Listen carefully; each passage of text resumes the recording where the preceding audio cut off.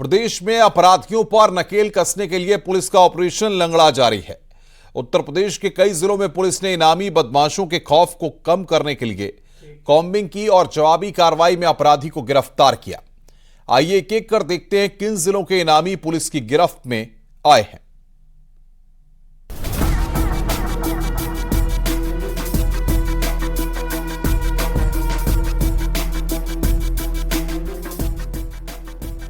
सीतापुर में पुलिस और बदमाश के बीच मुठभेड़ में 25,000 का इनामी बदमाश मंटर उर्फ सियाराम गंभीर रूप से घायल हो गया। बदमाश मंटर के पैर में गोली लगी है। बदमाश मंटर पर 1 दर्जन से अधिक मामले अलग अलग थानों में दर्ज हैं। दरअसल रामकोट पुलिस और क्राइम ब्रांच टीम की संयुक्त कार्रवाई में बदमाश को पकड़ने में कामयाबी मिली है। सुबह के समय में पुलिस को ये जानकारी मिली थी कि हमारे यहाँ का 25,000 रुपये का इनामी बदमाश है, जिसका नाम सियाराम पासी उर्फ मंटर है। ये थाना पिसावा से एक मामले में वांछित चल रहा था। इसके विरुद्ध पूर्व में भी 1 दर्जन से अधिक अभियोग पंजीकृत किए गए थे। काफ़ी डिलीटेड क्रिमिनल था। इसको आज पुलिस के द्वारा जब यहाँ पर इंटरसेप्ट किया गया तो इसके द्वारा पुलिस टीम पर फायरिंग की गई। जवाबी फायरिंग में इसके पैर में गोली लगी है। एसओजी की टीम तथा थाना रामकोट की पुलिस के द्वारा इसको इस मुठभेड़ में गिरफ्तार किया गया। बाराबंकी के कुर्सी इलाके में सोमवार को सर्राफा व्यापारी से लूट के आरोपियों को पुलिस ने एनकाउंटर में पकड़ लिया है। 6 साथियों के साथ लूट के आरोपी नौशाद के पैर में गोली लगी है।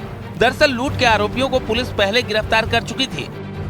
पुलिस वारदात में शामिल तमंचा की बरामदगी के लिए इसे लेकर जा रही थी, जहां पर तमंचा और कारतूस उठाकर इसने अंधेरे का फायदा उठाते हुए भागने की कोशिश की। जब पुलिस टीम ने रोकने की कोशिश की तो इसने पुलिस टीम पर फायरिंग की और भागने का प्रयास किया।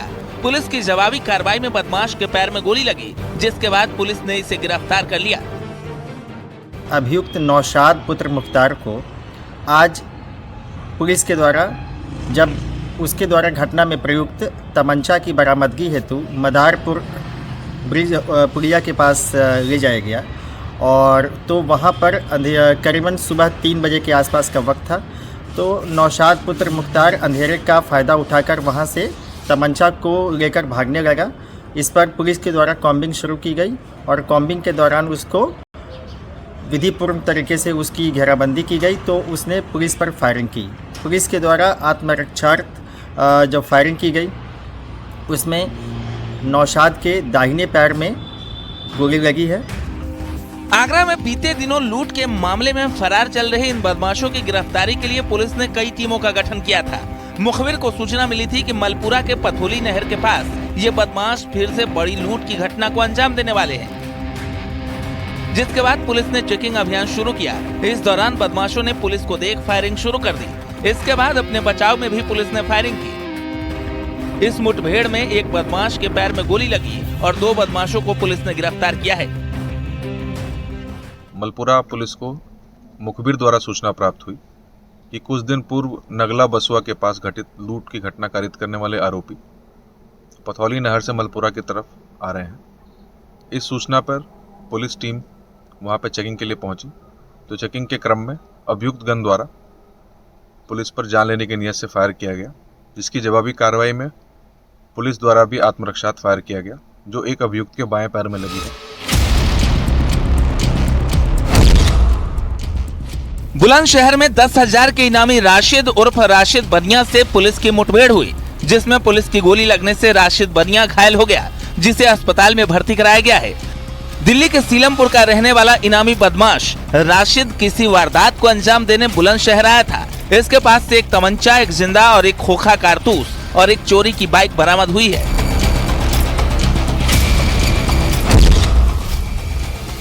एटा में मंदिरों से घंटे चोरी करने वाले एक शातिर बदमाश और पुलिस के बीच मुठभेड़ हुई।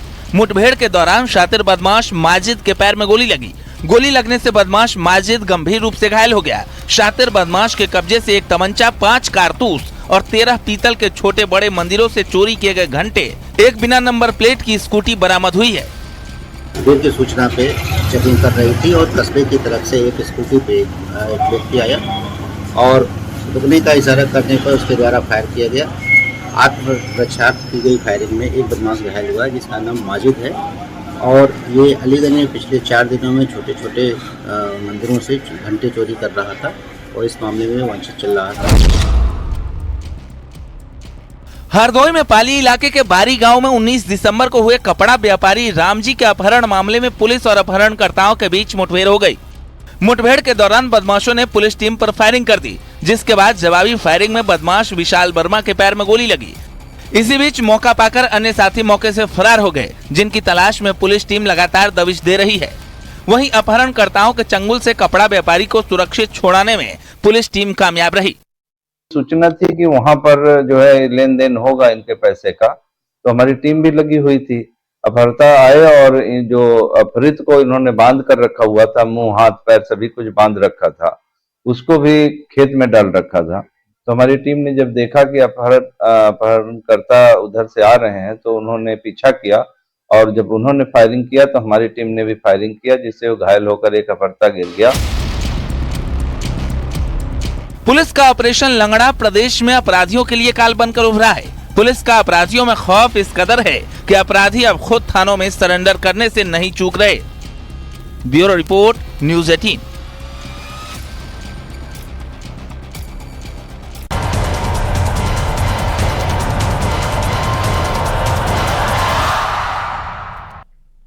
गोरखपुर में लेडी गैंग ने रात के अंधेरे में चोरी की वारदात को अंजाम दिया। महज 8 सेकंड में घर के बाहर खड़ी फॉर्च्यूनर कार चोरी कर ली गई।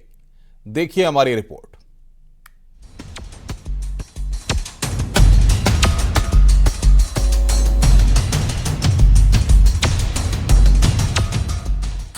लेडी गैंग की करतूत। महज 8 मिनट में उड़ा डाली कार।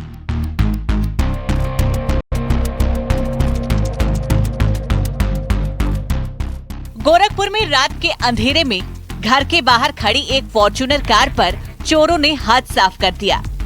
सीसीटीवी में चोरी की पूरी वारदात कैद हो गई है। ये थीव गर्ल्स की करतूत लग रही है। सीसीटीवी में एक लड़की भी दिख रही है। लेडी गैंग की ही चोरी को अंजाम देने का शक जाहिर किया जा रहा है। ये बेहद ही हाईटेक चोरी बताई जा रही है। इसमें सॉफ्टवेयर को हैक करने की बात भी सामने आ रही है। सीसीटीवी फुटेज में ट्रैक सूट और मास्क पहने एक लड़की आते हुए दिखाई दे रही है। उसने काला, सफेद और नारंगी रंग का ट्रैक सूट पहना हुआ है। पहचान पूरी तरह से छिपाई गई है। उसके हाथ में एक बैग भी दिखाई दे रहा है और आशंका जताई जा रही है कि उसके बैग में लैपटॉप रखा हुआ है। फॉर्च्यूनर कार लखनऊ के रहने वाले बिजनेसमैन की बताई जा रही है। वो गोरखपुर के विवेकपुर में अपने ससुराल आए थे। चोरी की टाइमिंग भी ऐसी रखी गई थी जब लोग अमूमन सो जाते हैं। 17 दिसंबर रात 12 बजे के बाद इस चोरी को अंजाम दिया गया। घर वालों ने सीसीटीवी में दिख रही लड़की पर चोरी का शक जाहिर किया है। ये मेरे दामाद की गाड़ी थी। वो 15 तारीख को मेरे यहाँ लखनऊ से आए थे। 15 को रुके, 16 को गोलघर मार्केट घूम के आए। 9:30 बजे गाड़ी उन्होंने खड़ी किया और 12 बजे के लगभग हम लोग खाना खा के सोने गए। फिर वो 12:58 पे आती है लड़की। कैमरे में दिख रहा पूरा। शीशे को दाहिने साइड से आगे तोड़ती है। तोड़ने के बाद गाड़ी में बैठती है। 8 मिनट तक गाड़ी में बैठी रही। 3 बार गाड़ी स्टार्ट की। स्टार्ट होने के बाद बंद हो जा रही थी। सेंसर आवाज नहीं दे रहा था, लेकिन चारों डीप लाइटें जल रही थी। फिर चौथी बार स्टार्ट की। उसके बाद से बैक करके लेके चली आई। सीसीटीवी की 2 फुटेज सामने आई है। एक में लड़की सड़क पर चल रही है तो दूसरी फुटेज में एक कार फॉर्च्यूनर जाती दिख रही है। 18 दिसंबर की सुबह जब घर वाले नींद से जागे, बाहर झांका तो होश उड़ गए। घर के बाहर खड़ी की गई फॉर्च्यूनर गायब थी। आसपास के लोग भी चोरी की घटना से हैरान थे। बाद में रामगढ़ थाने की पुलिस को चोरी की वारदात की जानकारी दी गई। गाड़ी रामगढ़ताल थाने को 1:09 पे क्रॉस की है। शहर की तरफ बढ़ी है। वहां तक देखा गया है। फिर अमर उजाले तिराहे पर कोई कैमरा नहीं था, कोई लुक नहीं मिला। फिर रुस्तमपुर चौराहे पर चेक किया गया, वहां कैमरा ठीक नहीं था, वहां क्लियर नहीं हुआ। फिर 1:21-22 पर चेक किया गया पैडलेगंज कोई कैमरा नहीं था। एक बेकरी की दुकान थी, उसमें भी कोई क्लियर नहीं हुआ कि गाड़ी वही है कि कौन गाड़ी है। एक गाड़ी गुजरी है उधर से और वो गाड़ी फिर बैक हो गई है गोलंबर को होते हुए। उसके बाद कोई लुकआउट नहीं मिल पाएगा। 2 थाना क्षेत्रों में कार चोरी की कुछ वारदात भी सामने आई है। अब पुलिस जांच पड़ताल में जुट गई है। जनपद गोरखपुर के 2 थानों में कुछ 4 व्हीलर व्हीकल्स हैं जो चोरी हुए हैं। सीसीटीवी फुटेज कलेक्ट किए गए हैं और विभिन्न सर्विलांस के माध्यम से भी पता लगाया जा रहा है कि ये कौन लोग हैं जो इस तरह की चोरियां रात के समय कर रहे हैं। रात्रि की गश्त भी इस बाबत बढ़ाई गई है और जितने भी सीसीटीवी फुटेज हैं उनके माध्यम से प्रथम दृष्टया पता चला है कि बिहार की तरफ से ये लोग आए हैं और गाड़ियों का भी उधर जाना प्रतीत हो रहा है। शीघ्र ही इस घटना है, इन सब घटनाओं का है। पुलिस ये भी आशंका जता रही है कि लेडी गैंग बिहार से चोरी का नेटवर्क चला रही है। चोरों तक पहुंचने के लिए पुलिस ने कई टीमों का गठन कर लिया है। गोरखपुर से न्यूज 18 के लिए अनिल सिंह की रिपोर्ट।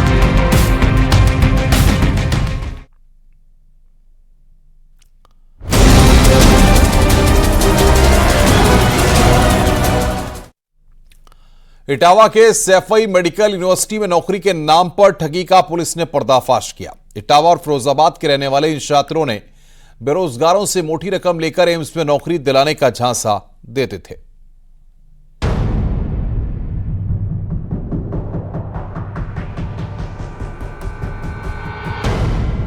इटावा के सैफई मेडिकल यूनिवर्सिटी में नौकरी दिलाने के नाम पर बेरोजगारों से ठगी करने वाले 3 शातिरों को पुलिस ने गिरफ्तार किया है। गिरफ्तार आरोपियों में एक इटावा और बाकी 2 फिरोजाबाद के रहने वाले हैं।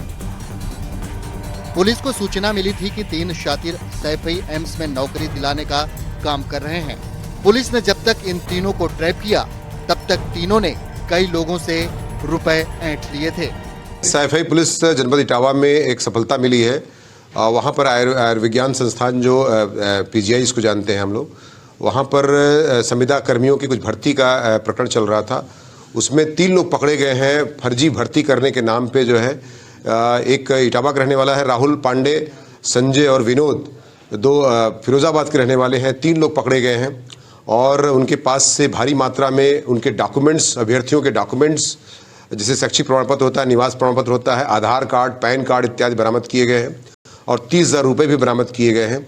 इस प्रकार से 3 लोग पकड़े गए हैं और एक निश्चित तौर से एक बड़ा पर्दाफाश किया गया है कि लोग फर्जी उसमें जो है संविदा के नाम पर, भर्ती करने के नाम पर इस तरह से पैसे ले रहे थे और इस प्रकार से इनके खिलाफ अभियोग दर्ज किया गया है 420-406 IPC का और 30,000 रुपये बरामद किए गए हैं और इनको विधिक कार्रवाई करते हुए जेल भेजने की कार्रवाई की जा रही है। तीनों ठगों के कब्जे से पुलिस को 30,000 रुपए और बड़ी तादाद में नौकरी दिलाने के नाम पर जमा किए गए शैक्षिक दस्तावेज बरामद किए गए हैं।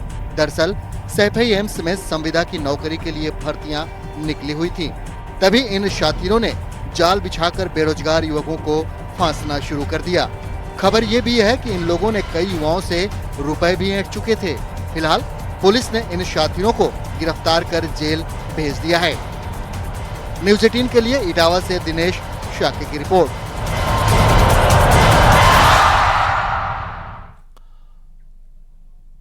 मिर्जापुर में ग्राम सभा शाहपुर में लकड़बग्घे के आने की खबर से गांव में दहशत का माहौल बन गया। जम्मू कश्मीर के पुंछ में हुए आतंकी हमले में 5 जवान शहीद हो गए, जिसमें कानपुर के जवान करण यादव भी थे। करण यादव चौबेपुर के बावपुर गांव के रहने वाले थे। शहादत की खबर के बाद पूरे गांव में मातम पसरा हुआ है। आतंकी हमले में उनका शव शत-विशत हो गया। सेना के अधिकारियों ने जवान के घर पहुंचकर परिजनों को शव के बारे में जानकारी दी और कहा कि वो शव का अंतिम दर्शन नहीं कर पाएंगे। परिवार के लोगों से जम्मू चलने और वहीं अंतिम संस्कार करने की बात कही गई। इसके बाद करण की पत्नी, भाई और कुछ रिश्तेदार जम्मू चले गए हैं।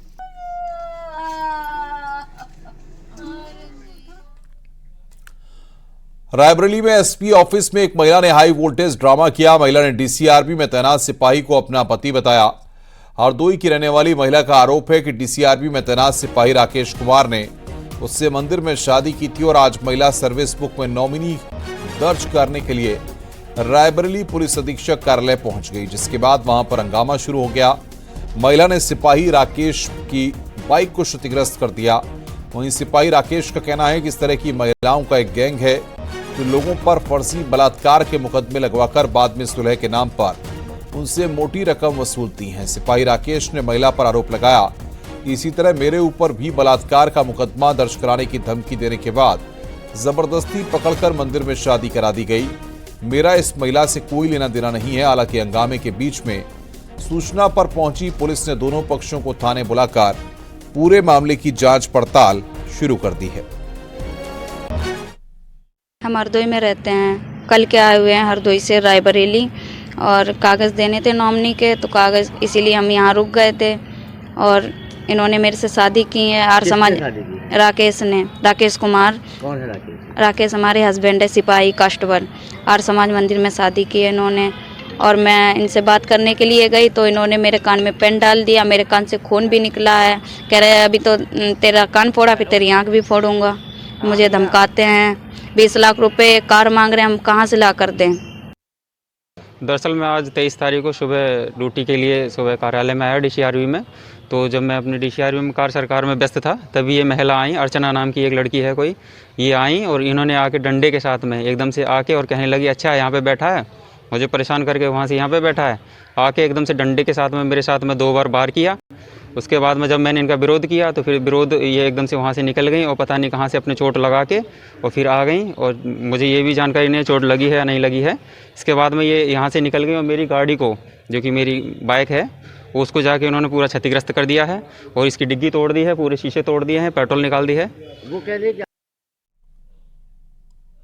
फिरोजाबाद में सर्दी जुकाम होने पर परिजनों ने महिला को अस्पताल में भर्ती कराया, जहां डॉक्टर ने महिला को इंजेक्शन लगा दिया।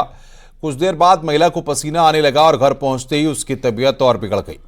फिर महिला ने दम तोड़ दिया। महिला की मौत से नाराज परिजन ने डॉक्टरों पर लापरवाही का आरोप लगाया है। मामला करबला गली नंबर 4 का है।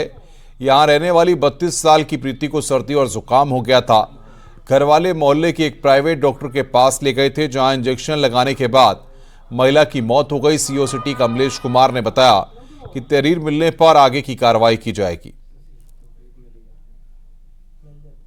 जुकाम खांसी हुआ था इसको, तो शाम को लेकर पहुंचे तो डॉक्टर ने इंजेक्शन लगा दिया। इंजेक्शन लगा दी, उसका पसीना छूटा और डॉक्टर बोला घर ले जाओ। और घर ले जाकर जैसे घर लेके आए हैं तो स्थिति बिगड़ती गई और बिगड़ने के बाद हॉस्पिटल लेके आए तो खत्म हो गई।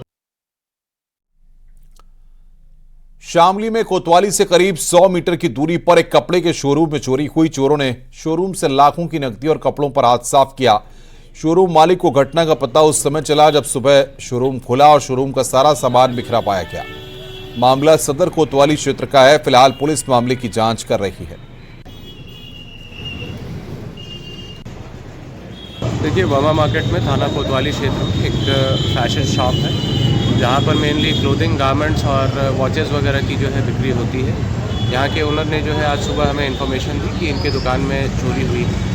और फिलहाल जो प्रथम दृष्टया नज़र आ रहा है कि बगल में एक निर्माणाधीन मकान भी है और संभवतः उसी के जो है छत से कुछ लोग एंटर हुए हैं, अंदर जो है कुछ चोरी हुई है। रायबरेली में मिड डे मील चुराने का मामला सामने आया। प्रिंसिपल अपनी गाड़ी में स्कूल का मिड डे मील ले जा रहे थे। रास्ते में गांव वालों ने पकड़ लिया। मामला डलमऊ ब्लॉक के तेरुखा गांव का है। प्रिंसिपल सर्वेश वाजपेयी स्कूल की छुट्टी के बाद एक बोरी राशन अपनी स्कूटी पर लाद कर घर ले जा रहे थे, जिसको देखकर गांव वालों ने रोक लिया और वीडियो बनाकर वायरल कर दिया। फिलहाल BSA ने इस मामले में BEO को जांच सौंप दी है।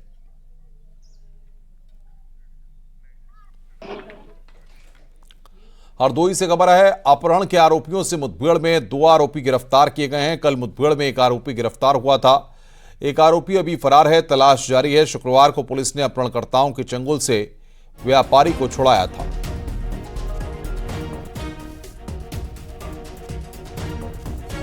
तो मुठभेड़ में 2 आरोपियों को गोली लगी है। ये बड़ी खबर हम आपको बता रहे हैं। कल मुठभेड़ में एक आरोपी गिरफ्तार किया गया था। एक आरोपी अभी फरार है।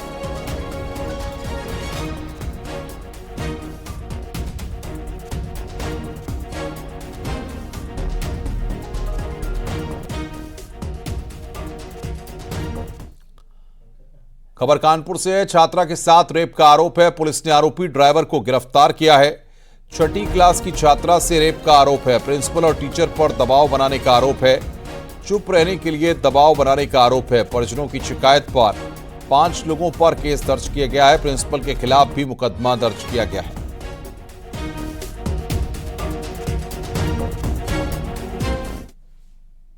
रुक रहे हैं यहां पर एक ब्रेक के लिए। खबरों का सिलसिला